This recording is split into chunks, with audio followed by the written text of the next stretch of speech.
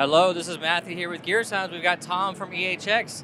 Tom, I heard you're the man that's going to tell us everything about this new interface. Nobody knows anything about it but you. I was asking everybody. Wow. Well, I do know about it. The EHX Interface hardware plugin, our most recent release last week, brand new, just dropped, does a couple cool, unique things that might streamline a few setups along the way and help a few folks out. So here's kind of the rundown.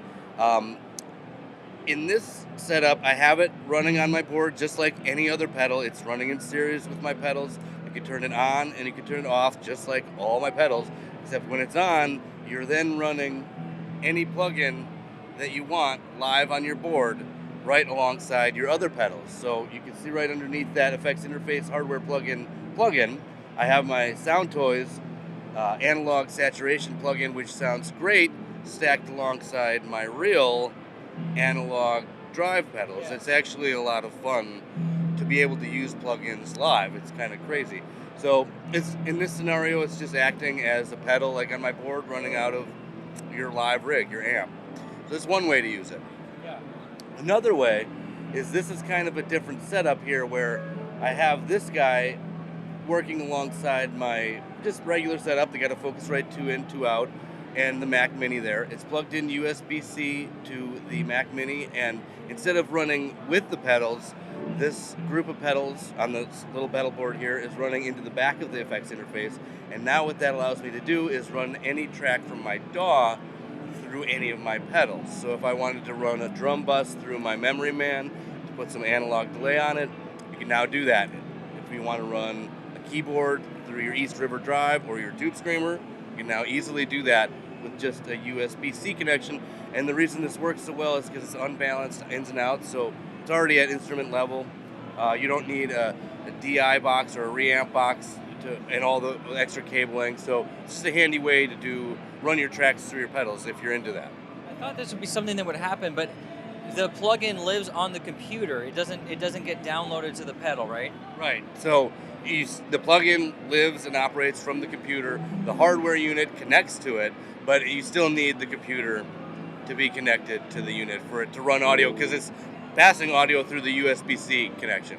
So could you use something small like a Raspberry Pi or a laptop, and as long as the processing power can handle the plugin, it's going to run fine? Yes, it will run fine as long as there's enough processing power. And when the live setup here, where I'm playing live and running out of the amp, I'm just running a 32 gig Mac Mini, and you control the sample rate and the block size.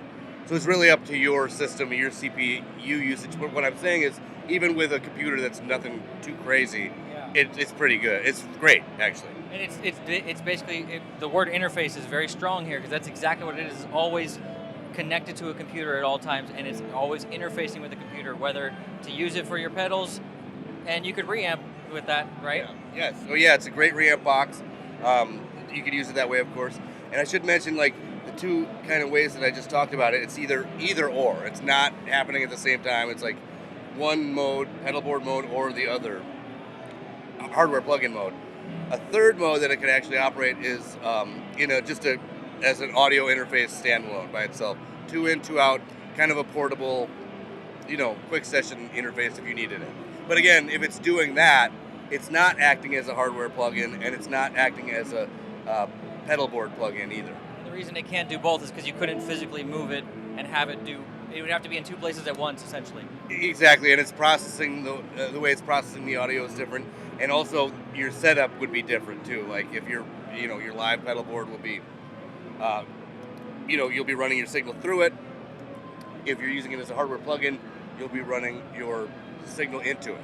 But because it has those two functions, you could actually have two of these, get equal use out of both of them, and a professional might want to do that. You certainly could, and another reason to have two of them is if you wanted to, since it's a outboard hardware piece of gear, if you wanted to put two instances on two tracks and run the drums on my Memory Man over here and run the organ through my small stone phaser over here, you would need two units because it's hardware outboard gear. And I could have like a digital drive up front, and then I could have a second one for a digital reverb at the end, and that way I get the full separation, but my analog pedals in between. Something that, well, if in that case, I might as well use it for this method and then have those plugins in the computer, and then I can use one, right? Yeah, you could use it all. They all work together. Very, very interesting. Anything else the viewers might want to know about this thing? It seems like we've covered pretty much everything about it. So yeah, that's pretty much it. I would say, like, when I first started testing it as a hardware plugin, where you're running your tracks through your pedals, I was like, okay, fine. You're just gonna use plugins for this. But then you start doing it, and you start turning the knobs on the Memory Man, turning the knobs on the East River Drive, and it's just always like, no, okay, this is cool. This is fun. This is fun. Interesting. Yeah, so basically it's something that you don't expect you need, and you don't know you need it until it's on your board, and you're like, oh, wow, this compressor is hitting this section differently, or this drive stack is very interesting. Very cool and very innovative thing, and I'd like to see you guys keep doing more. Any plans to expand something like this in the future with more knobs, more switches, or you're just waiting to see how this performs? Mike Matthews would kill me if I talked about it. That's always how it is, but I thought I'd ask. Anyways, Tom, thank you so much. I hope you enjoy the rest of your show. Hey guys, it's Bob. I just want you to know, do not subscribe to this guy. Do not watch his videos. Definitely do not click on another video, because he doesn't use a tube screamer. He leaves me underneath the bed, guys. I'm under a bed. Before this video, I was in a bed, and he just took me out to take pictures of me just to humiliate me. Don't subscribe.